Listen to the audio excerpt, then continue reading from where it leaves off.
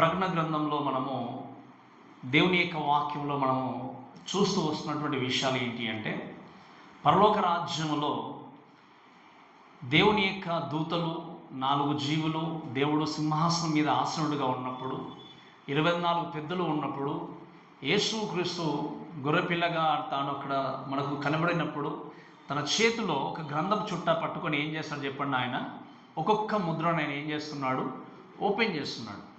అలా ఒక్కొక్క ముద్ర ఓపెన్ చేస్తూ 1, 2, 3, 4, 5 6వ ముద్రను గురించి మనం నేర్చుకుంటూ వస్తూ ఉన్నాం.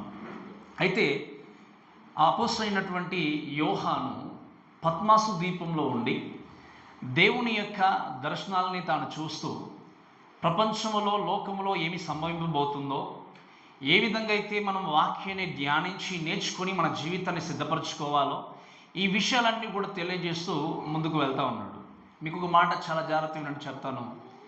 ఈ వాక్య భాగములో రాయబడినటువంటి ఏ మాటలు కూడా నిరర్ధకరంగా పోవు. మళ్ళీ చెప్తున్నాను వినండి, ఈ వాక్యంలో రాయబడిన ఏ మాటలు కూడా అయ్యో జరగవేమో అనడానికి లేదు. అవి నెరవేర్చబడవులే, ఎందుకంటే యేసుక్రీస్తు వస్తాడు అని చెప్పి మీరు అనుకోవచ్చు. ఆ 50-60 సంవత్సరాల ఉన్న వాళ్ళు మేము చిన్నప్పటి నుండి వింటున్నాం, ఇంకా రావట్లేదు అని అనుకోవచ్చు. కానీ ఆయన చెప్పినటువంటి విధముగా ఖచ్చితంగా ప్రతిదీ కూడా ఏమవుతుంది చెప్పండి, నెరవేర్చబడుతుంది. కాబట్టి ఈ విషయాలు జ్ఞాపకం చేసుకుంటూ వాక్యాన్ని మనము చాలా జాగ్రత్తగా ధ్యానిస్తూ మనం ముందుకు వెళ్దాం. పోయిన వారము ఎవరి గురించి విన్నాం చెప్పండి. మనము 1,44,000 మంది గురించి వాక్యాన్ని ధ్యానిస్తూ వచ్చాం. ఈ 7వ అధ్యాయానికి వచ్చిన తర్వాత దేవుని యొక్క వాక్యంలో గమనించేది ఏంటి అంటే, ఇక్కడ ఉన్నటువంటి యోహాను ఒక దర్శనాన్ని చూసిన తర్వాత 1,44,000 మందిని, వీళ్ళు ఇశ్రాయేలు జనాంగముడు వచ్చినటువంటి 12 గోత్రాలకు చెందినటువంటి వ్యక్తుల్ని దేవుడు ఏం చేశాడు, వీళ్ళను ఏర్పరచుకొని ముందుకు వెళ్ళిన తర్వాత ఇక్కడ 9వ వచనం నుండి దాదాపుగా 17వ వచనం వరకు మనం చూస్తే, ఈరోజు మనం 9 నుండి 12 వచనాలు ధ్యానం చేస్తాము. ఈ 9వ వచనంలో చూస్తే ఏంటి అంటే, వాక్యంలో రాయబడిన మాట ఏంటి అంటే, మరొక్క దర్శనాన్ని చూశాడు ఆయన. ఏంటి చెప్పండి, మరొక్క దర్శనమును, విజన్ చూశాడు. చూసినప్పుడు అక్కడ ఉన్నటువంటి సంఘటన ఏంటి, అక్కడ ఉన్నటువంటి ప్రజలు ఏంటి అనుకున్నప్పుడు, ఈరోజు నేను మీకు ఇక్కడ ఈ వాక్యం నుండి మాట్లాడే విషయం ఏంటి అంటే, ద గ్రేట్ మల్టిట్యూడ్, గొప్ప జన సమూహం. ఏం చెప్పండి, గొప్ప జన సమూహం. మీరు గమనించండి, చాలా జాగ్రత్తగా వింటే దేవుని యొక్క వాక్యంలో చూసినప్పుడు ఈ 9వ వచనంలో గమనిస్తే, అటు తర్వాత నేను చూడగా ఇదిగో ప్రతి జనంలో నుండి, ప్రతి వంశంలో నుండి, ప్రజల్లో నుండి, ఆయా భాషలు మాట్లాడే వాడిలో నుండి వచ్చి ఎవడునో లెక్కింపజాలని ఒక గొప్ప సమూహము కనబడెను అని దేవుని యొక్క వాక్యంలో చూస్తుంటున్నాం.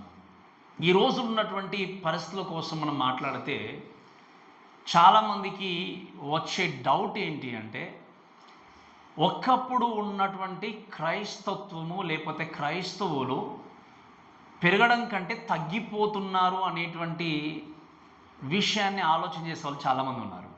ఎందుకు అంటే, ఒకప్పుడు చాలా చక్కగా వాక్యాన్ని విని దేవుని కోసం బ్రతికేటువంటి క్రైస్తవులు ఉండేవాళ్ళు.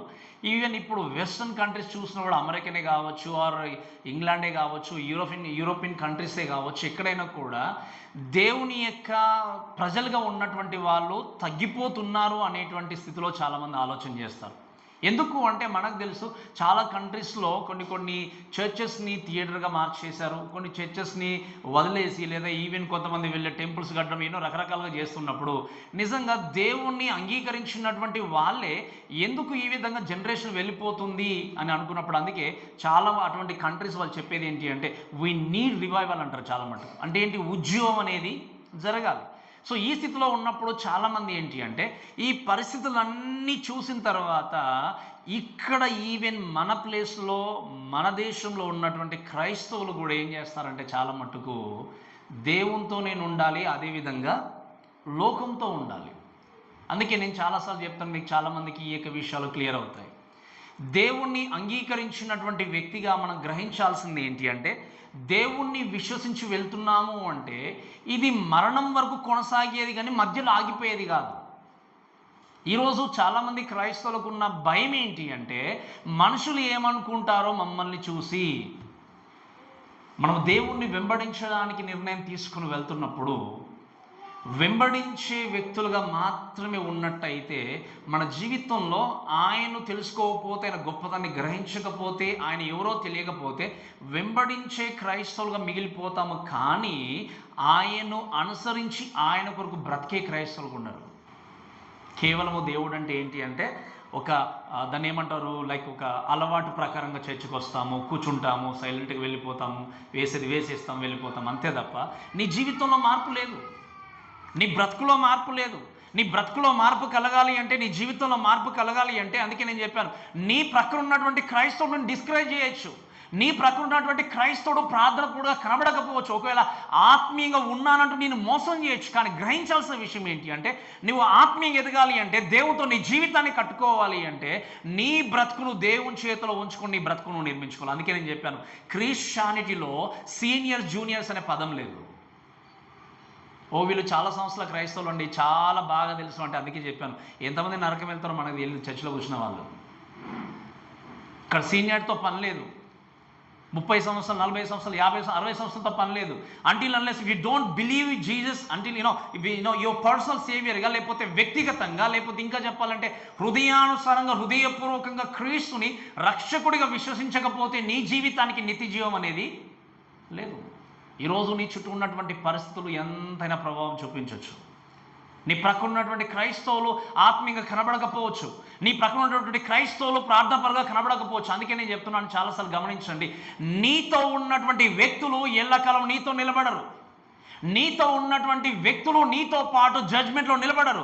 నువ్వు తీర్పులోనికి వెళ్ళినప్పుడు ఈయననే కదా నేను అనుసరించింది, ఈయనే కదా నేను చెప్పినట్టు నేను బ్రతికింది, ఈయనను చెప్పినట్టుగా నేను నడుచుకున్నాను కదా సంఘంలో అయినా సమాజంలో అనుకుంటే, ఆ వ్యక్తి నేను తీర్పు నుండి తప్పించగలడు. ఈరోజు నీ జీవితాన్ని సరి చేసుకోవాల్సింది, నీ బ్రతుకును మార్చుకోవాల్సింది ఎవరి ద్వారా అంటే క్రీస్తు ద్వారా మాత్రమే నీ బ్రతుకును మార్చుకోవాలి.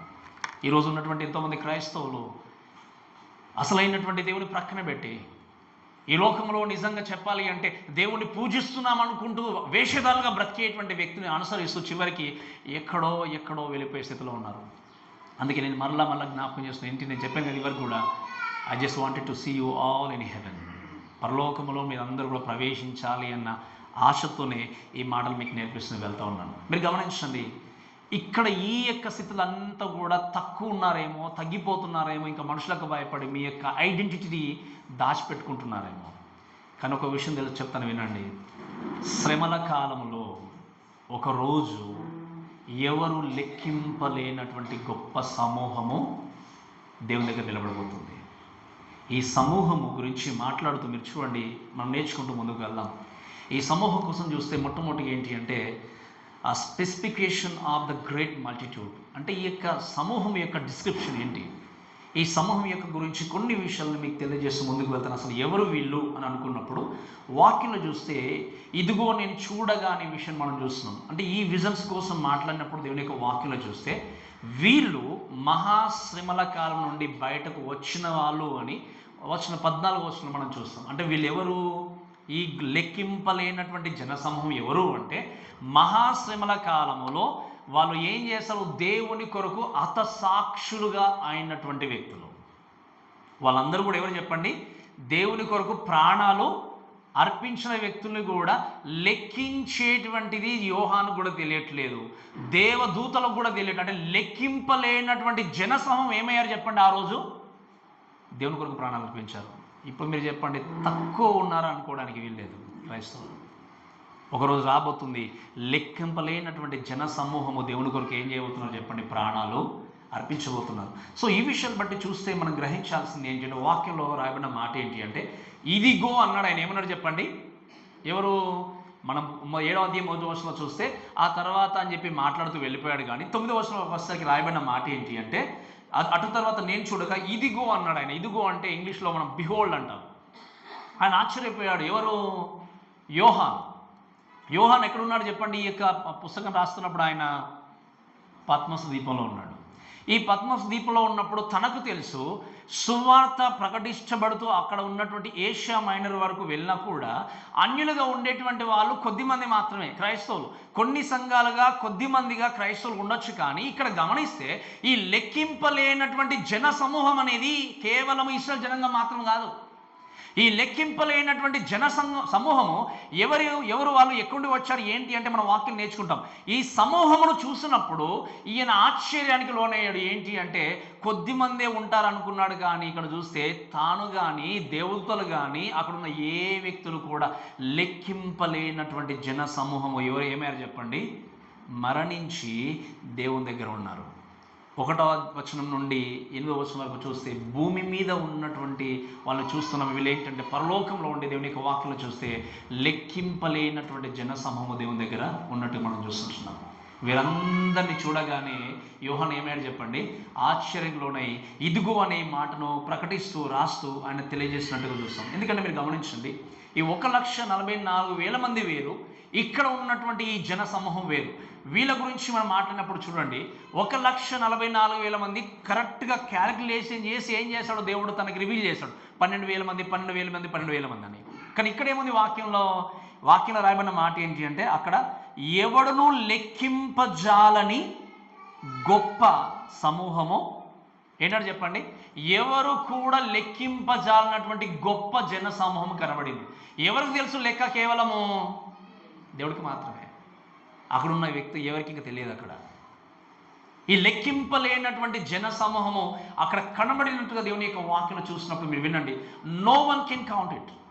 అక్కడ ఉన్నటువంటి వాక్యంలో ఇంకా మనం గమనిస్తే అక్కడ రాయబడిన విషయం ఏంటి అంటే ప్రతి జనంలో నుండి, ప్రతి వంశంలో నుండి, ప్రజల్లో నుండి, ఆయా భాషలు మాట్లాడు వారిలో నుండి వచ్చినటువంటి వ్యక్తులు. సో వీళ్ళు లెక్కింపబడినటువంటి వ్యక్తులు. అంతేకాకుండా చూస్తే వీళ్ళు ఎవరు ఎక్కడి వచ్చారంటే మీరు వినండి, they are from every nation, from every tribe and from every tongue and all the people. మీరు గమనించండి, జాతి అనేటువంటి భేదం లేకుండా ఇక్కడ వాక్యం గమనించిన మాట ఏంటి అంటే ప్రతి వంశము, ప్రతి జనము, ప్రజలు, ప్రతి భాష మాట్లాడేటువంటి వారి నుండి వచ్చిన వాళ్ళు ఈ జనాంగం. ఈ మాటను బట్టి నేర్చుకోవాల్సిన విషయం ఏంటి అంటే మీరు గమనించండి, ఈ ప్రతిదీ ఆయా భాషలో ఆయా యొక్క మాటలు అనేటువంటి మీరు 11వ అధ్యాయంలో చూస్తారు, తర్వాత 5వ అధ్యాయంలో కూడా చూస్తాం మనము. ఇక్కడ గమనించాల్సింది ఏంటి అంటే the mass of humanity crossing all barriers, no one is left out. అంటే ఏంటి చెప్పండి? ఒక జాతి అని కాదు, ఒక దేశం అని కాదు, ఒక ప్రాంతం అని కాదు, ప్రతి లాంగ్వేజ్ మాట్లాడేటువంటి వారు సహితం ఏమయ్యారు చెప్పండి? ఆ రోజు దేవుణ్ణి అంగీకరించి దేవుని కొరకు హతసాక్షులుగా మారిపోయారు. మీరు వినండి, ఇక్కడ దేవుడు పలాని వాళ్ళు మాత్రమే అని మాట మెన్షన్ చేశాడా? ఈ గొప్ప జన సమూహంలో వీళ్ళు మాత్రమే ఉన్నారు, వీళ్ళు మాత్రమే అని చెప్పారా? మీరు గమనించండి, ఏ భేదము లేకుండా ఈ ప్రాంతం అని కాదు, దేశం అని కాదు, జాతి అనేది కాదు, ఒక లాంగ్వేజ్ అనేది కాదు, ఏ భేదము లేకుండా దేవుడు అందరినీ ప్రేమించి అందరూ కూడా దేవుడు నిజమైన వాడని గుర్తిరిగి ఏం చేస్తారు చెప్పండి? అది వరకు దేవుడు వ్యతిరేకించిన వాళ్ళు, అది వరకు దేవుడు అంటే నమ్మని వాళ్ళు, మెస్సయ్య అంటే వస్తాడా, ఆయన ఎవరో అని తెలియకుండా ఉన్నవాళ్ళు, నిజంగా యేసుక్రీస్తు అంటే ఉంటాడా వస్తాడని అనుకున్నటువంటి వాళ్ళు, గమనించండి ఆ రోజు మహాశ్రమల కాలంలో ఏం జరిగింది? వాళ్ళు తట్టుకొని చనిపోయి వాళ్ళు ఏం చేశారు? దేవుని దగ్గర నిలబడినటువంటి వ్యక్తులు ఉంటున్నారు. వారు ఎవరు అంటే అన్ని ప్రాంతాల నుండి వచ్చిన వాళ్ళు, ప్రతి జాతి, ప్రతి వంశము, ప్రతి లాంగ్వేజ్ మాట్లాడే వాళ్ళు ఇక్కడ ఉన్నటువంటి జనాంగాన్ని మనం చూస్తాం. ఈ మాటను బట్టి ఒక విషయం చెప్తాను వినండి. ఈరోజు నువ్వు క్రైస్తవుడిగా మారిపోయి ఇంకా నీ కులాన్ని నేను నమ్ముకొని బ్రతుకుతున్నావేమో. మీరు గమనిస్తున్నారు కదా, వీళ్ళు నా కులానికి చెందిన క్రైస్తవులు, వీళ్ళు మా కులపోళ్ళు కాబట్టి వాళ్ళు ఎలా ఉన్నా జీవించాలి, వీళ్ళు మా ప్రాంతం వాళ్ళు, లేకపోతే వీళ్ళు ధనం ఉన్న వాళ్ళు కాబట్టి వాళ్ళతో ఒకలాగా ఉండాలి, వీళ్ళకి డబ్బు లేదు కాబట్టి అక్కడ కూర్చొని పెట్టాలి. మీరు వినండి, అసలు మీరెవరు వాళ్ళు అనుకోవడానికి? దేవుడే ప్రేమించి దగ్గర తీసుకున్నప్పుడు మీరెవరు? మీరే నరకానికి వెళ్తారో ఎవరికి తెలుసు? ఈరోజు నాకు అన్నీ తెలుసు అనుకో ఆధిక్యత కలిగి జీవించని అనుకుంటున్నావేమో. దేవుని యొక్క మాటను ప్రక్కన పెట్టి డబ్బున్న వ్యక్తిని ప్రేమిస్తున్నావు, పేదవాన్ని దూషిస్తున్నావు, పేదవాన్ని ప్రక్కన పెడుతున్నావేమో, లేదా నీ ప్రాంతాన్ని హక్కును చేర్చుకుంటున్నావేమో, వీళ్ళు నా ప్రాంతాన్ని దూరం పెడుతున్నావేమో. వినండి, అసలు నువ్వే దేవుని దగ్గర రాకపోతే దేవుడు నిన్నే తప్పిస్తాడేమో, ఎవరికి తెలుసు?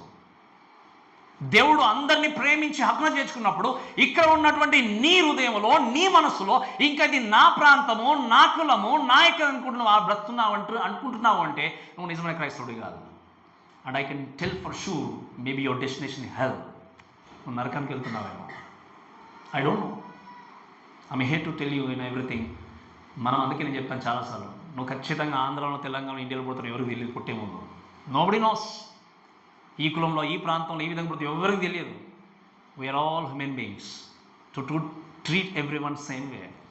Love everyone. మేబీ అందుకే నేను చాలాసార్లు చెప్తాను, నీ అంత జ్ఞానం పక్క వాళ్ళకు ఉండకపోవచ్చు, నీ అంత వాక్యం తెలియకపోవచ్చు, కానీ అందరినీ ప్రేమించే వ్యక్తి నిజమైన క్రైస్తవుడు. నీకు వాక్య పరిజ్ఞానం ఉంటే పక్కవాడిని తక్కువ చేయకూడదు. నీకు ఒకవేళ ధనం ఎక్కువ ఉంటే వేరే వాడిని తక్కువ చేసి చూడకూడదు. నీ ప్రాంతం కాకపోతే వేరే వాడిని హేళన చేయకూడదు. ఇలా చేస్తున్నామంటే నీకు దేవుడు అంటే తెలియదు. You don't know about Jesus. ఇక్కడ దేవుడు అని పెట్టాడు అలా? ఇప్పుడు ఈ జాతి, ఈ ప్రాంతం, ఈదని పెట్టాడేమని చెప్పండి. But who are you to tell all those things? మీరు గమనించండి, ఇటువంటివి ఏ సంఘం ఉండకూడదు. ఇలా ఉంటున్నాయి సంఘాలు అంటే వాళ్ళ లోపల దేవుడు అనే వ్యక్తి లేనే లేదు. మీరు వినండి, ప్రతి జాతి, ప్రతి వంశము, ప్రతి దగ్గర నుండి ఇక్కడ చూస్తే mass of humanity crossing all barriers. You have lot of barriers here. So ఇక్కడికి వస్తే ఇక్కడ కూర్చోవాలి, ఇలా ఉండాలి, అలా ఉండాలి, రకరకాలుగా పెట్టుకొని. అందుకే చెప్తాను, మా వాళ్ళు ఏమనుకుంటారో, మా కులం వాళ్ళు ఏమనుకుంటారో, మా బంధువులు ఏమనుకుంటారో, నేను దేవుని కొరకు పక్కన పెట్టి దేవుని అమ్మేస్తున్నావేమో అనుకుంటున్నావు, కానీ నువ్వే మోసపోయేది. ఈరోజు నేను జీవించకపోతే మా బంధువులు నన్ను హేళన చూస్తారేమో, నన్ను తక్కువ వాడిగా చూస్తారేమో. ఈ మధ్యలో చాలాసార్లు నేను అటువైపు వెళ్ళినప్పుడు వింటున్నాను ఏంటంటే, కేవలం యేసుక్రీస్తు అంటే ఇక వీళ్ళకి చెందిన వ్యక్తి, ఇంకా వాళ్ళకి కాదు. Who created this? Do you think యేసుక్రీస్తు పుట్టిన కూడా మన దేశంలో కాదు, మన ప్రాంతంలో కాదు. బట్ మనం ఏం చేస్తామంటే ఎవరినైనా మనం ఆపాదించేస్తాం. ఇక దీనికి ఇక్కడే దేవుడు అనే వ్యక్తికి హద్దులు లేవు. దేవుడు అనే వ్యక్తికి హద్దులు లేవు, బ్యారియర్స్ లేవు, ఒక బౌండరీస్ లేవు. బౌండరీస్ ఉంటే దేవుడు ఎందుకు అవుతాడు చెప్పండి? హద్దులు ఉంటే దేవుడు ఎందుకు అవుతాడు? ఆయన అందరినీ ప్రేమించి అందరినీ క్రియేట్ చేసినటువంటి వ్యక్తి ఆయన, మూల కారకుడు ఆయన. ఆయన్ను మనం ఒక దగ్గర బంధించలేము. Is omniscience, is omnipresence. ఆయన అంతటా ఉండేటువంటి వ్యక్తి ఆయన. కానీ మనం ఏం చేస్తాము, తీసుకొచ్చి ఈ ప్రాంతానికి చెందిన వ్యక్తి, ఈయనకు చెందిన, ఈ జాతికి చెందిన వ్యక్తి అని చెప్పి మనం ఏం చేస్తాము, క్రియేట్ చేస్తాం. యేసుక్రీస్తు అందరికీ ప్రభువు. ఎవరు చెప్పండి? అందరికీ. అందరూ అంటే దాంట్లో ప్రాంతం లేదు, కులం లేదు, జాతి లేదు, ఏం లేదు. ఈరోజు ఇంకా నీ మైండ్లో ఈ పిచ్చి ఉందేమో, ఈ మాట వాడుతున్నాను వినండి జాగ్రత్త. నీకు ఈ పిచ్చి ఉందేమో, ఇంకా ఇది నా జాతి, నా కులం, నా ప్రాంతం అనే పిచ్చి ఉందేమో. గుర్తుపెట్టుకోండి, నువ్వే తప్పింపబడతావేమో, లాస్ట్కి వచ్చేసరికి నీవే నరకానికి వెళ్ళిపోతావేమో. జాగ్రత్త. దేవుడు ఏమన్నాడు చెప్పండి?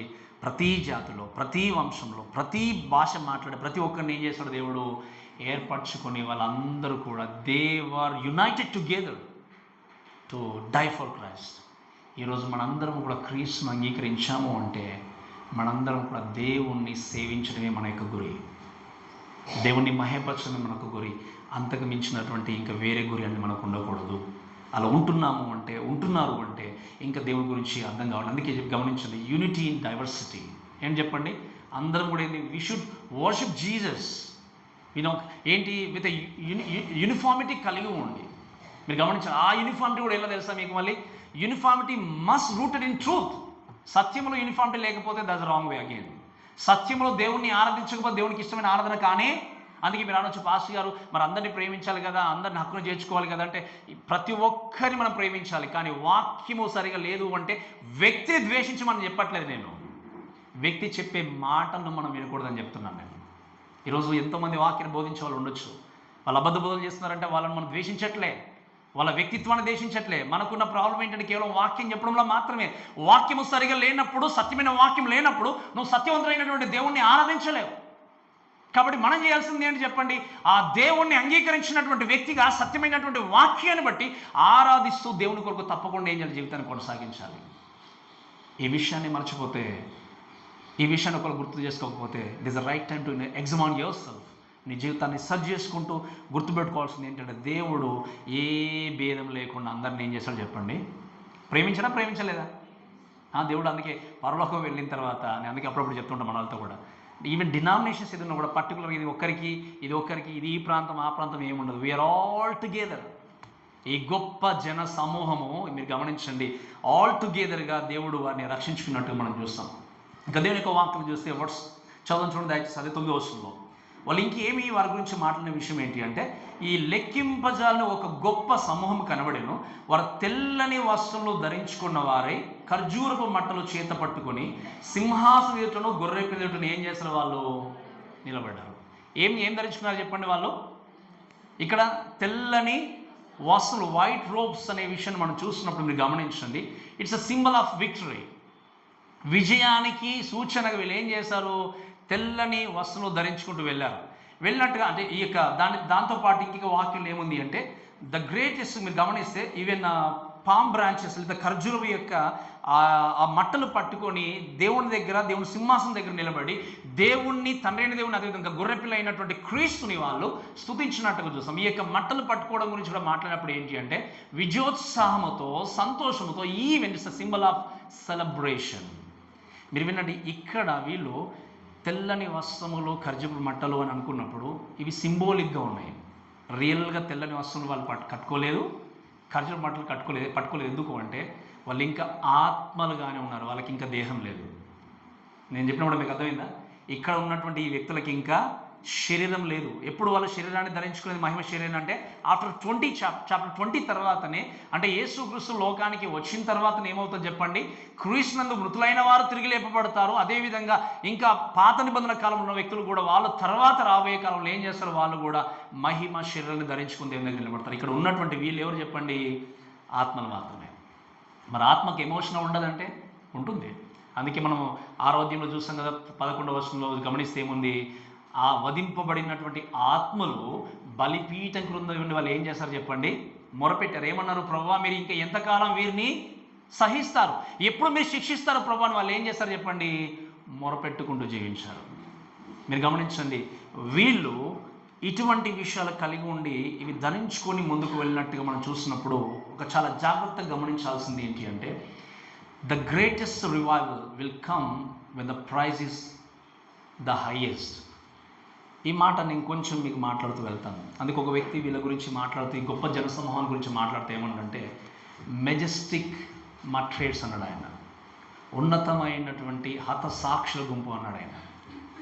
ఈరోజు చాలా మట్టుకు ఎవరైనా దేవుని కొరకు మీరు సమయాన్ని ఎందుకు వెచ్చించలేరు అని అడిగామనుకోండి, పాస్టర్ గారు చాలా బిజీ అండి అంటాం ఒకటి. రెండవది ఏంటి అంటే మాకు కొన్ని ప్రాబ్లమ్స్ ఉన్నాయండి, ఈ కష్టాల్లో దేవుని కొరకు నిలబడలేకపోతున్నాము, సరైన టైంకి రాలేకపోతున్నాం, నమ్మకంగా జీవించలేకపోతున్నాం, ఏదో ఒక ఆటంకం అనుకొని మనం ఏం చేస్తామంటే ఎవరిని ప్రశ్నించినా కొన్నిసార్లు బిజీ అనే జవాబు వస్తుంది. ఇంకోటి ఏంటి చెప్పండి? బాధలో, శోధంలో, కష్టాల్లో మా బాధలు మీకేం తెలుసు పాస్టర్, మీరు ఎప్పుడు చెప్తూనే ఉంటారు కానీ మా సమస్యలు మాకుంటాయని కొంతమంది అనేవారు ఉంటారు. మీరు వినండి, ఈ చిన్న చిన్న శోధంలోనే కొన్నిసార్లు దేవుణ్ణి ఆరాధించలేక, అందుకే అంటాను ఆరాధన టైంకి రండి అని ఎప్పుడు అందుకే చెప్తాను నేను. ఈ చిన్న చిన్న ట్రబుల్స్నే, చిన్న చిన్న శోధనలని వీటిని జయించలేక, టైంకి రాలేక, దేవుణ్ణి ఆరాధించలేక, దేవుని కొరకు బ్రతకలేక, కొన్ని సందర్భాల్లో దేవునికి నమ్మకంగా జీవించలేక బ్రతికేటువంటి స్థితిలో ఉంటే మీరు గమనించండి, ఇక్కడ ఉన్నటువంటి ఈ గొప్ప జన సమూహముకి వచ్చినటువంటి శ్రమ ఏంటి చెప్పండి? ఏంటి చెప్పండి? ఎటువంటి శ్రమ వచ్చింది వాళ్ళకి? ఎటువంటి శ్రమ చెప్పండి? ఏంటి చెప్పండి? వాళ్ళని చంపేశారు. ఏం చేశారు చెప్పండి? మీకు అర్థమవుతుందా? వాళ్ళు ఏం చేశారు అంటే ఏంటి అర్థము? ఈ లెక్కింపజాలన్నటువంటి గొప్ప సమూహము చనిపోవడానికి సిద్ధపడ్డారంటే అర్థం ఏంటి? They are willing to die for Jesus. వాళ్ళు ఏం చేశారు? మెస్సీ అనేటువంటి వ్యక్తిని, యేసు క్రీస్తు అనే వ్యక్తిని ఆయన తెలుసుకుని వాళ్ళు ఏం చేశారు అంటే మేము కష్టపడినా, నష్టపోయినా మా జీవితాలనైనా త్యాగం చేస్తామని చెప్పి ఏం చేశారో తెలుసా? దేవుని కొరకు నిలబడి తమ ప్రాణాన్ని అర్పించారు. ఈరోజు చిన్న సమస్యనో, చిన్న ట్రబులో, చిన్నటువంటి ఏదైనా నీ జీవితంలో వచ్చినప్పుడు దేవుని కొరకు సరిగా జీవించలేకపోతున్నావే, దేవుని కొరకు సరిగా బ్రతకలేకపోతున్నావే. కానీ ఇక్కడ ఉన్న ఈ వ్యక్తులు మేము ప్రాణం పోతుందని తెలిసినా కూడా వాళ్ళు ఏం చేస్తారో తెలుసా? ప్రాణాలని సైతం ఇచ్చారు దేవుడి కొరకు. అది రియల్ ఫెయిత్, అది నిజమైన విశ్వాసం. ఈరోజు నిజంగా నీ జీవితంలో దేవుడి కొరకు సాక్షిగా బ్రతకలేక నేను ఏది వెనుకకు లాగుతుందో నాకు తెలియదు. ఎన్నో సందర్భాలు చెప్పాను, నీ శ్రమనే కావచ్చు, శోధనే కావచ్చు, నీ కుటుంబమే కావచ్చు, నీ యొక్క బిజీ స్కెడ్యూలే కావచ్చు, ఏదైనా కావచ్చు, నేను వెనుకకు లాగుతూ వెళ్తున్నప్పుడు నువ్వు బ్రతికినంత కాలము ప్రభా, అయ్యో ప్రభా నిన్ను ఆరాధిస్తే బాగుండు, వాక్యం వింటే బాగుండు, మీ సందర్భంలో మిమ్మల్ని స్తుతిస్తే బాగుండు ప్రభా అని ఆ రోజు నోరు తెచ్చి గట్టిగా ఏడ్చినా కూడా నీకు అవకాశం ఉండదు. God is giving us lot of opportunities. ఎన్నో అవకాశాలు ఇస్తున్నాడు, ఎన్నో అవకాశాలు. మీరు ఒకవేళ గమనించండి, దేవుని కంటే, దేవుణ్ణి ఆరాధించడం కంటే నీ జీవితంలో ఏది ఎక్కువ ఉండకూడదు. ఒక చిన్న ఎగ్జాంపుల్ చెప్తాను వినండి. నేను చదువుకునేటువంటి నా స్కూల్ ఏజ్లో మీకు ఇదివరకు కొంతమందికి చెప్పాను, నేను జ్ఞాపకం చేస్తాను. క్రికెట్ అంటే బాగా పిచ్చి నాకు. ఎంత పిచ్చి అంటే పొద్దున్న లేవగానే బ్యాట్ తీసుకొని నైట్ వరకు తెల్లగా వైట్ బాల్ పెట్టుకుని ఆడేవాళ్ళం మేము చిమ్మని చీకట్లో ఆల్మోస్ట్ 7 వరకు. ఇంకా మార్నింగ్ వెళ్ళామంటే ఈవినింగ్ వరకు మమ్మల్ని అడిగేవారు. ఇంకా లిటరల్గా చెప్పాలంటే మా పేరెంట్స్ మా వెనకాల పరిగెత్తేవాళ్ళు గ్రౌండ్లోనికి వచ్చి, ఎంతసేపు ఆడతారు మీరు అని చెప్పేసి. ఈ విధంగా చాలా ఆడేవాళ్ళం. కానీ సండే వచ్చిందంటే చర్చ్ మాత్రం మిస్ అయ్యేవాడిని కాదు నేను.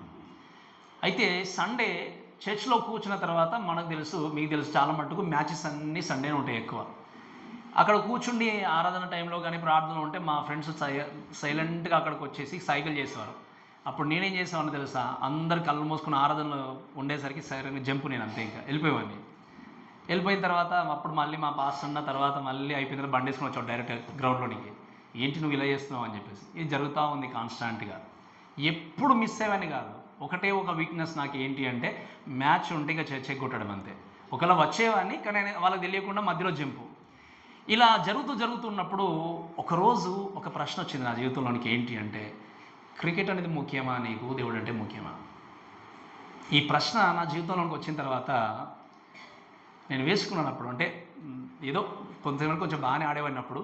అప్పుడు నాకు ఆ క్వశ్చన్ వచ్చినప్పుడు వెంటనే అనుకున్నాను, ప్రభువా మీకు ఫస్ట్ ప్రయారిటీ, అవకాశం ఉంటే క్రికెట్ ఆడతాను, లేకపోతే నేను ఆడనని చెప్పేసి ఆ రోజు నుండి తర్వాత నేను ఎప్పుడు కూడా మిస్ కాలేదు చర్చ్.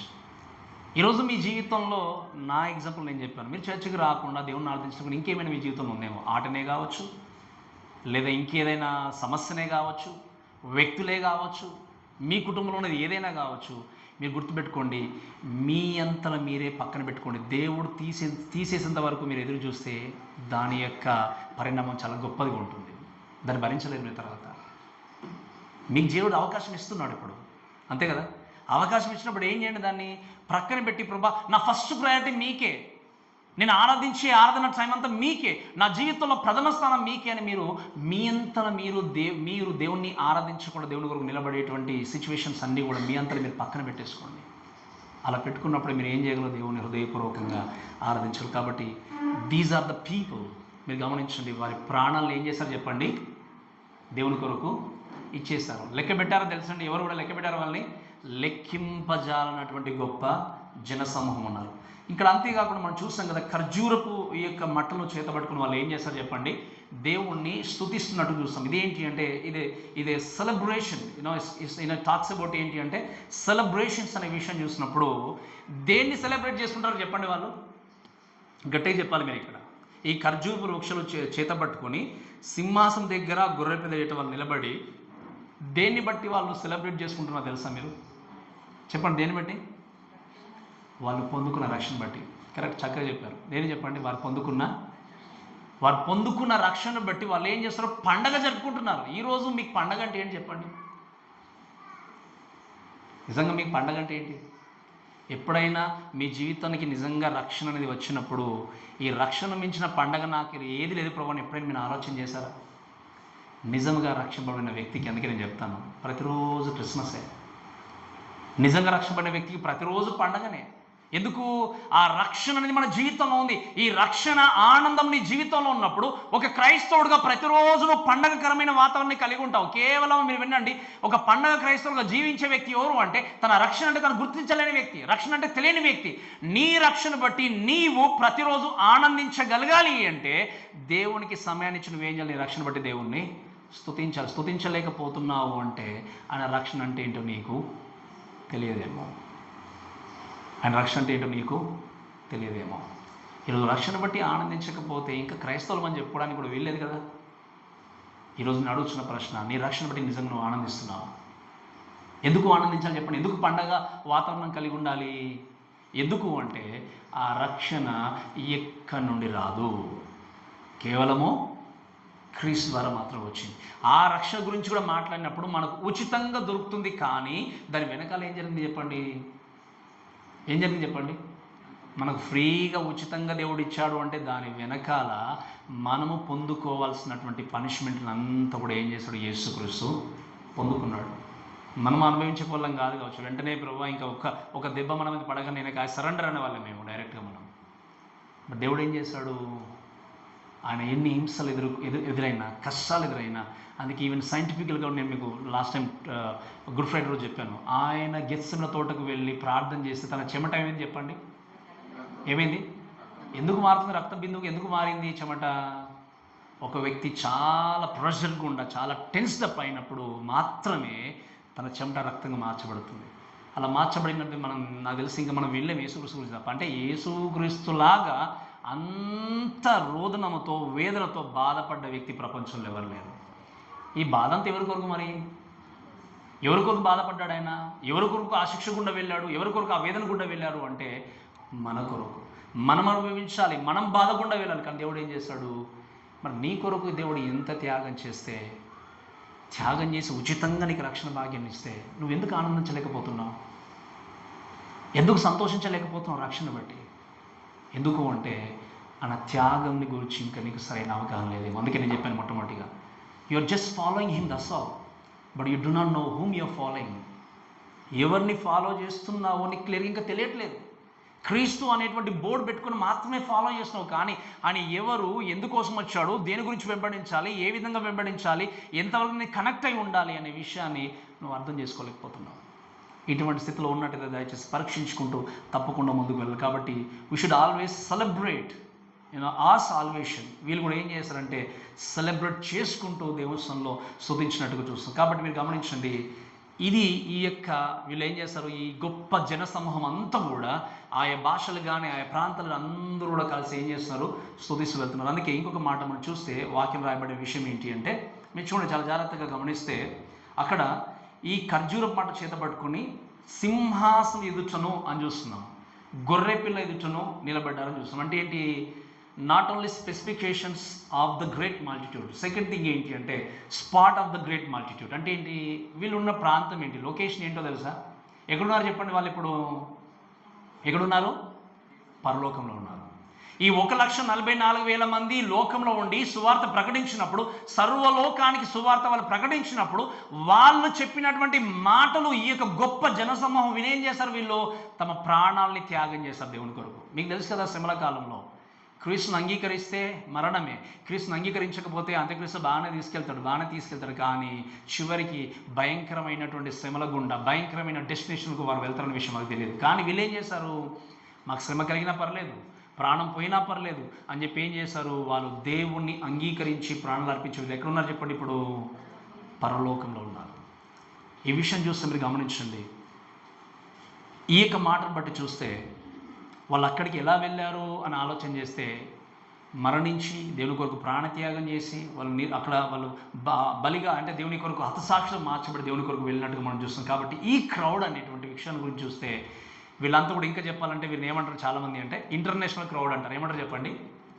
ఇప్పుడు మీకు అర్థమైంది చాలా చక్కగా. ఇంటర్నేషనల్ క్రౌడ్ అంటే కేవలము ఒక్క ప్రాంతానికి చెందిన వ్యక్తులు కాదు, ప్రపంచంలో ఉన్న ప్రతి మూల ఉన్నటువంటి ఈ యొక్క దేవుణ్ణి అంగీకరించిన వీళ్ళందరూ కూడా ఏమయ్యారు చెప్పండి? విక్టోరియస్తో, సంతోషముతో దేవుని దగ్గర నిలబడే దేవుణ్ణి స్తుతించే వ్యక్తులు ఉన్నారు. And you should know one thing ఏంటి అంటే, మనందరము కూడా ఒక దినాన అలానే దేవుని సన్నిధిలో ఏం చేయబోతున్నాం చెప్పండి? దేవుణ్ణి స్తుతించడానికి సిద్ధంగా ఉన్నాం. అందుకే నేను ఎప్పుడు జ్ఞాపకం చేస్తాను, ఇట్స్ అ రిహార్సల్. ఏంటి? ఇక్కడ మనం ఏం చేస్తాము? రిహార్సల్ చేస్తున్నాం. ఏమని? దేని గురించి? దేవుణ్ణి మహిమపరచడానికి. ఒకరోజు మనందరం కూడా దేవాతి దేవుడు అయినటువంటి క్రీస్తు దగ్గర నిలబడి ఆనందంతో సంతోషంతో దేవుని మనం ఏం చెబుతున్నాం చెప్పండి? ఆరాధించబోతున్నాం, దేవుని స్తుతించబోతున్నాం. కానీ చివరిగా నేను ఇంకొక మాట చూపిస్తాను, ముందుకు వెళ్తాను చూడండి దయచేసి. ద థర్డ్ థింగ్ ఏంటి అంటే service of the great multitude. వీళ్ళ గురించి వివరణ మాత్రమే కాదు, అసలు ఎవరు అనే విషయం మాత్రమే కాదు, వాళ్ళు ఎక్కడి నుండి వచ్చారు, ఎక్కడున్నారనే విషయం మాత్రమే కాదు, వాళ్ళు ఏం చేస్తున్నారు, సో వాట్ దే డూయింగ్, వాళ్ళ యాక్షన్ ఏంటి, వాళ్ళు ఎలా ఉన్నారు అనే విషయం చూస్తే వర్స్ 10 నుండి చదవడం చూడండి. వర్స్ 10వ వచనం చదవండి దయచేసి. 10వ వచనం. సింహాసనాసనుడైన మా దేవునికిని గొర్రె పిల్లకును మా రక్షణకై స్తోత్రమని మహాశబ్దముతో ఎలిగెత్తి చెప్పిరి అని దేవుని యొక్క వాక్యాలను చూస్తుంటున్నాం. సో వీళ్ళు మీరు గమనించండి, ఎవరు అనే విషయాన్ని మనం చూస్తాము, ఎక్కడ ఉన్నారనే విషయం చూస్తాము, వాళ్ళు చేస్తున్నటువంటిది పని ఏంటి, వాళ్ళ సర్వీస్ ఏంటి, వాళ్ళ మినిస్ట్రీ ఏంటి అని ఆలోచన చేసినప్పుడు వాక్యం రాయబడిన మాట ఏంటి అంటే దే ఆర్ వర్షిపింగ్. మీరు గమనిస్తున్నారు కదా, ఏం చేస్తారు చెప్పండి? వాళ్ళు దేవుణ్ణి స్తుతించినట్టుగా, దేవుణ్ణి మహిమపరిచినట్టుగా చూస్తాం. మీరు వినండి, they are not pleading but వాళ్ళు ఏం చేస్తారు? But they are worshipping Jesus or worshipping God the Father. మీరు వినండి, అక్కడ 5-6వ అధ్యాయంలో చూస్తున్నట్టుగా ప్రభువా ఎంతకాలం వీరిని మీరు సహిస్తారని చెప్పి దేవుణ్ణి వేడుకోనట్టుగా మనం చూసాం. కానీ ఇక్కడ ఉన్న ఈ జనసమూహం ఏం చేస్తున్నారో తెలుసా? దేవుని దగ్గర నిలబడి వాక్యం రాయబడిన మాట ఏంటి అంటే, సింహాసనాసుడైనటువంటి మా దేవునికిని గొర్రె పిల్లకును మా రక్షణకై స్తోత్రమని మహాశబ్దముతో ఏం చేశారు చెప్పండి? ఎలిగెత్తి దేవస్థంలో దేవుణ్ణి స్తుతించినట్టుగా చూస్తాం. ఈ మాటను బట్టి మనం ఆలోచన చేస్తే ఏంటి అంటే, వాళ్ళు వేడుకోనో విన్నవించుకోనో మనలు తెలియజేయట్లేదు, కానీ వాళ్ళు ఏం చేస్తారు చెప్పండి? సంతోషముతో ఆనందంతో విజయంని పొందుకున్న వ్యక్తులుగా దేవుని హృదయపూర్వకంగా వాళ్ళు ఏం చేస్తున్నారు? ఎలిగెత్తి దేవుని స్తుతిస్తున్నారు. ఈ మాట వినండి. అందుకు ఒక వ్యక్తి అన్నాడు, you don't have any boring in heaven. అంటే బోర్ కొట్టదు. ఇంకా చెప్పాలంటే చాలా బోర్గా అనిపిస్తుంది అన్ని కొన్నిసార్లు అనుకుంటాం. హెవెన్ బోర్గా ఉండదు, మీకు బోర్ కొట్టదు అక్కడ ఎప్పుడు కూడా. అందరం కూడా ఉజ్జీవమైనటువంటి హృదయాన్ని కలిగి ఉండి, ఆత్మను కలిగి ఉండి ఏం చేస్తామో ప్రతి ఒక్కరు కూడా విజయముతో సంతోషంతో ఏం చేస్తాం చెప్పండి? దేవుని హృదయపూర్వకంగా ఆరాధిస్తాం. ఎలిగెత్తి ఏం చేస్తారు చెప్పండి? వాళ్ళ దేవుని దగ్గర వాళ్ళు ఏం చేస్తున్నారు? ఎలిగెత్తి వాక్యం చూస్తే మా దేవునికిని గొర్రె పిల్లకుని, అంటే తండ్రి అయిన దేవునికిని యేసుక్రీస్తుకుని మా రక్షణకై స్తోత్రమని మహాశబ్దంతో వాళ్ళు ఏం చేశారు? ఇక్కడ ఎంతమంది ఎలిగెత్తి లేదా శబ్దంతోనైనా మీ కంఠంతోనైనా మీ నోటితో అయినా దేవుని స్తుతిస్తున్నారు? దేవుణ్ణి స్తుతించట్లేదు అంటే మీకు రక్షణ లేదన్నట్టే కదా. దేవుణ్ణి ఆరాధించలేకపోతున్నామంటే మీ రక్షణ విషయం అందుకే తెలియట్లేదు. అందుకే అన్నాడు ఇక్కడ, we're here all together to glorify Jesus. ఇక్కడ ఒకరు ఎక్కువ ఒకరు తక్కువ అనే భేదాభిప్రాయం లేదు. అందుకే చెప్పాను, అందుకే మీకు మొట్టమొదటి బోధించడానికి చాలా చక్కగా చెప్పాను. అటువంటి కైండ్ ఆఫ్ థాట్స్ ఉంటే యూ షుడ్ రిమూవ్ ఇట్. లేదంటే అందరం వెళ్తారని చెప్పి ఒకవేళ అందుకే చెప్పాను, అటువంటి ధోరణిలో అటువంటి థాట్లో నీవు ఉంటే మీరు గమనించండి, క్రైస్తవుడుగా నువ్వు నిజంగా దేవుని కొరకు బ్రతకలేవు.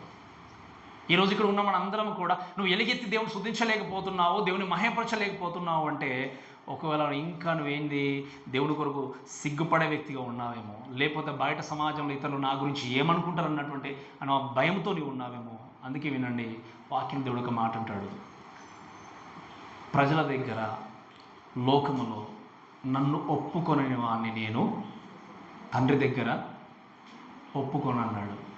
ఈ మాట నేను చెప్పట్లేదు, దేవుడు చెప్పాడు. ఈరోజు అందుకే చెప్తున్నాను, మిమ్మల్ని వెనుకకు లాగేటువంటి బంధకాలు ఏమున్నాయో నాకు తెలియదు, కానీ మీరు వెనుకకు లాగే బంధకాలు ఉన్నప్పుడు కూడా మీ బంధువుల్లో కానీ మీ స్నేహితుల్లో కానీ మీ యొక్క ఉద్యోగ విషయంలో కానీ ఎక్కడైనా కూడా నేను క్రైస్తవుని అనే విషయం తెలియజేస్తూ బ్రతకండి. మీకు అదవుతుంది చెప్పిన మాట, క్రైస్తవుని తెలియజేసే విధానం మీరు ఏం చేయండి? తెలియజేస్తూ బ్రతకండి. ఎందుకంటే వాళ్ళు ఎంతగానో మీరు సంతోషపరిచిన వాళ్ళు మీరు ఒక్కడిగానే మీరు అనుకున్నప్పుడు, అందుకే చెప్పాను, వాళ్ళు మీతో పాటు తీర్పులోనికి రారు, మిమ్మల్ని తీర్పు నుండి తప్పించలేరు. ఎవరు తప్పించగలరు? నువ్వు అంగీకరించిన క్రీస్తును నమ్మకంగా విశ్వసిస్తలేవా? కాబట్టి ఈ విషయాలు గుర్తు చేసుకుంటూ చూడండి, ఒక మాట ఏమని రాయబడింది అంటే, మా రక్షణకై స్తోత్రం అన్నారు. వాళ్ళు ఏమన్నారు చెప్పండి? ప్రభా మీరు మమ్మల్ని రక్షించుకున్నందుకు ఇచ్చిన రక్షణ భాగ్యాన్ని బట్టి ప్రభా మీకు వందనాలు అని చెప్పేసి వాళ్ళు ఏం చేస్తున్నారు? ఉత్సాహంతో ఆనందముతో సంతోషిస్తూ దేవుణ్ణి స్తుతిస్తున్నట్టుగా చూస్తున్నాం. అందుకే అక్కడ వాళ్ళు అన్న విషయం ఏంటి అంటే, మా దేవునికి అన్నారు. ఏమన్నా చెప్పండి? వాళ్ళు మా దేవునికి అని మాట మాట్లాడుతూ, అండ్ ఇంకొక మాట వాళ్ళు చెప్పిన విషయం ఏంటి అంటే, ఆయనకు మా రక్షణకై స్తోత్రము అంటే they are giving all credit to Jesus or credit to God the Father. వాళ్ళు ఏం చేస్తారు? వాళ్ళ రక్షణ బట్టి క్రెడిట్ అంతా కూడా వాళ్ళు ఏం చేశారు అంటే దేవునికి ఇచ్చారు తప్ప ఇది మా గొప్పతనం అని చెప్పుకోలేదు. ఈరోజు మనం క్రైస్తవ సమాజంలో కూడా చూస్తాం, కొన్ని సందర్భాల్లో క్రెడిట్ కోసము ప్రాకులాడే వాళ్ళు చాలామంది ఉంటారు. ఇది నేనే కట్టించాను, ఇది నేను లేకపోతే ఇది నడవదు, ఈ చర్చ నడవదు అని చెప్పుకునేవాళ్ళు. ఇక నేను లేకపోతే ఈ సంఘం ముందుకు, నేను చెప్పేది సమాజం ముందుకు వెళ్ళదు. ఇంకా ఎవరికి కావాలి నీ క్రెడిట్ చెప్పండి? అందుకే నన్ను ఈ వాక్యంలో ఏముంది? మీరు విశ్వాసం ద్వారా కృపచేతనే రక్షింపబడి ఉన్నారు, ఇది మీ వలన, డోంట్ బోస్ట్ యువర్సెల్ఫ్, ఇది మన వలన మీ వలన కలిగింది కాదు. అందుకే నేను చాలాసార్లు చెప్పాను, మన జీవితంలో నేనే గర్వంగా ఫీల్ అవుతా. విన్నాను, అందుకే చెప్పాను, నువ్వు లోకంలో గర్వంతో బ్రతకూడదు, కానీ దేవుడి కొరకు రోషం కలిగి బ్రతకాలని చెప్పాను. ఒక మాట గుర్తుందా మీకు? ఈ లోకంలో గర్వంతో జీవించడం కాదు, కానీ ఏం చేయాలి?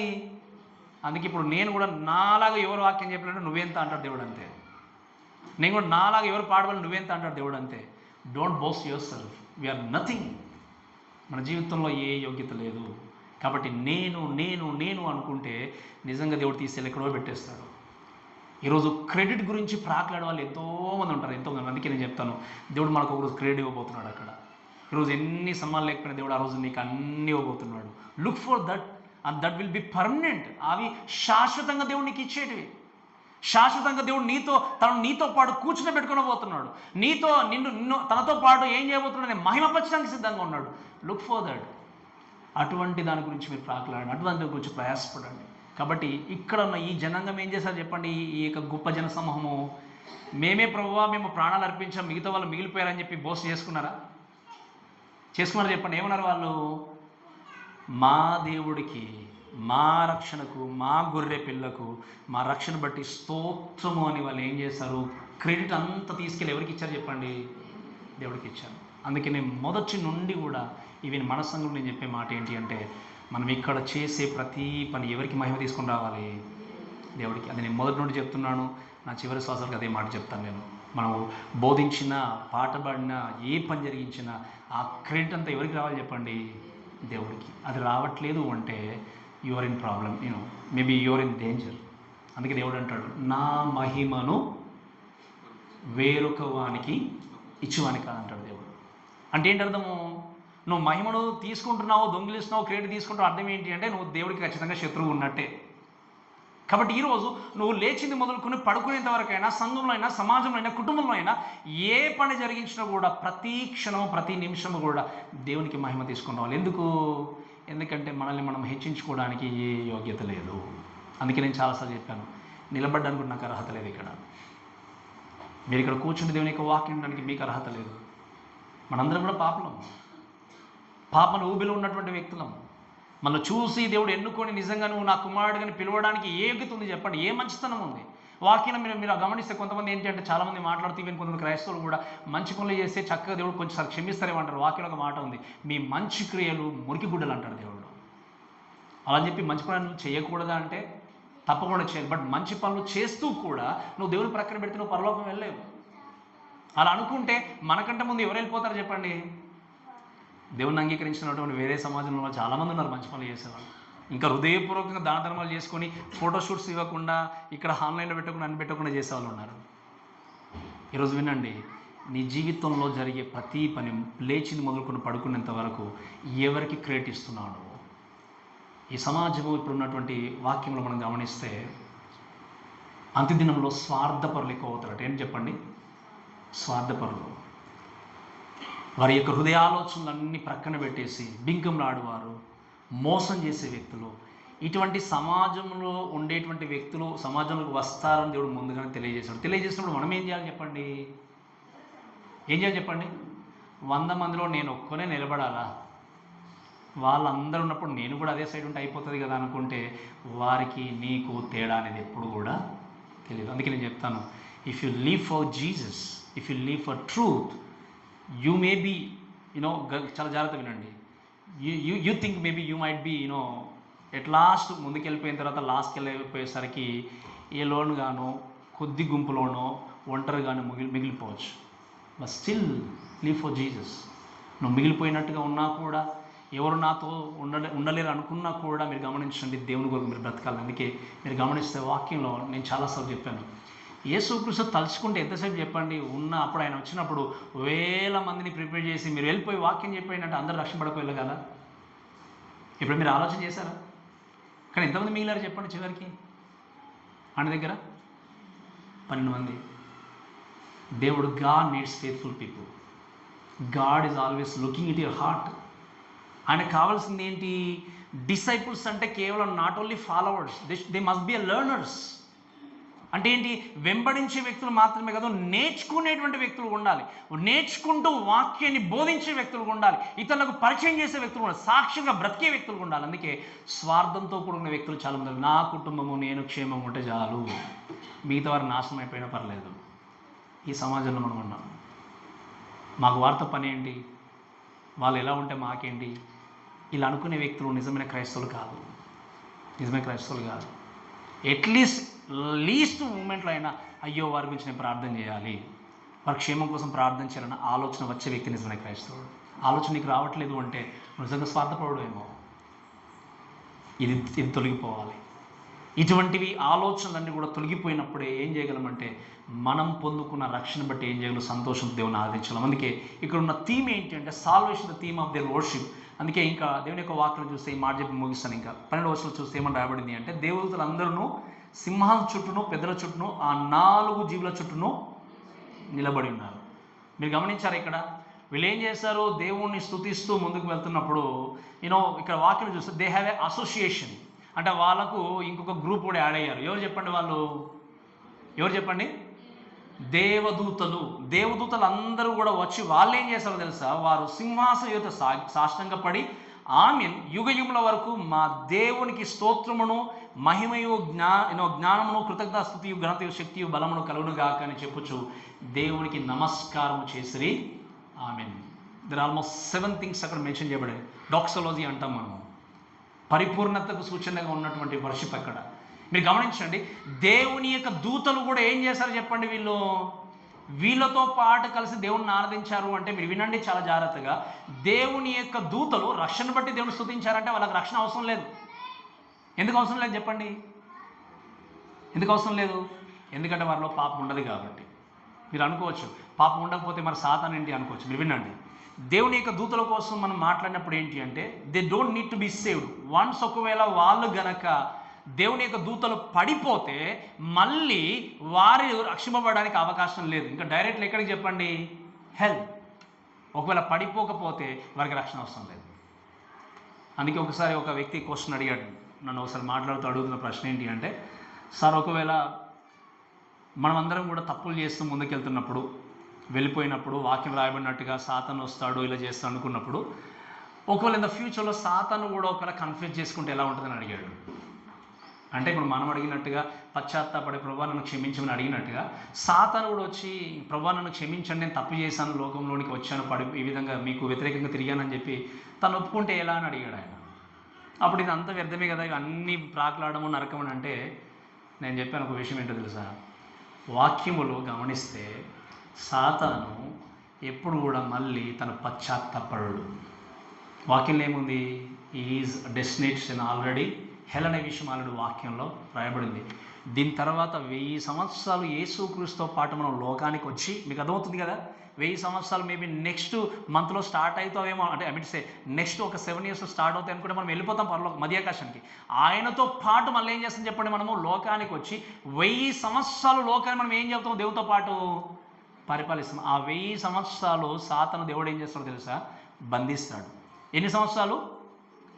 ఆ 1000 సంవత్సరాల తర్వాత మళ్ళీ రిలీజ్ చేసిన, విడుదల కలిగించిన, మళ్ళీ ఏం చేస్తాడో తెలుసా సాతాను, మళ్ళీ మోసం చేస్తాడు. ఇంకా దేవుడు గోగన్ మాగో యుద్ధం ద్వారా మనల్ని తీసుకెళ్ళి ఏం చేస్తాడు, అబద్ధ బోధకులని, సాతాన్ని, పడిపోయిన దేవదూతల్ని, దేవునికి వ్యతిరేకంగా బ్రతికిన వాళ్ళని, అన్ని జనులని, క్రీస్తుని అంగీకరించే వారిని అందరినీ తీసుకెళ్ళి నిత్య అగ్నిలోనికి త్రోసివేస్తాడు. ఇది జరగబోయేది, దీనిలో మార్పు అనేది లేదు. అందుకే మీకు లాస్ట్ వీక్ కూడా చెప్పాను, ఈ భూమిని అంతటినీ దేవుడు ఏం చేయబోతున్నాడు చెప్పండి, ఒక డిస్పోజల్ లాగా తీసేయబోతున్నాడు. ఇవన్నీ జరగబోయేటివి, దీంట్లో మార్పు లేదు. అందుకే మొట్టమొదటిగా చెప్పాను మీకు, ఆయన గురించి రాయబడిన ప్రతి మాట ఏం చేయబడుతుంది చెప్పండి, నెరవేర్చబడుతుంది. కాబట్టి ఈ విషయాలన్నీ కూడా గుర్తుపెట్టుకుంటూ ఒక మాట చదివి ముగిస్తాను. ఇంకా 1 పేతురు రాసిన పత్రిక 1వ అధ్యాయం 12వ వచనం. 1 పేతురు 1వ అధ్యాయం 12వ వచనం.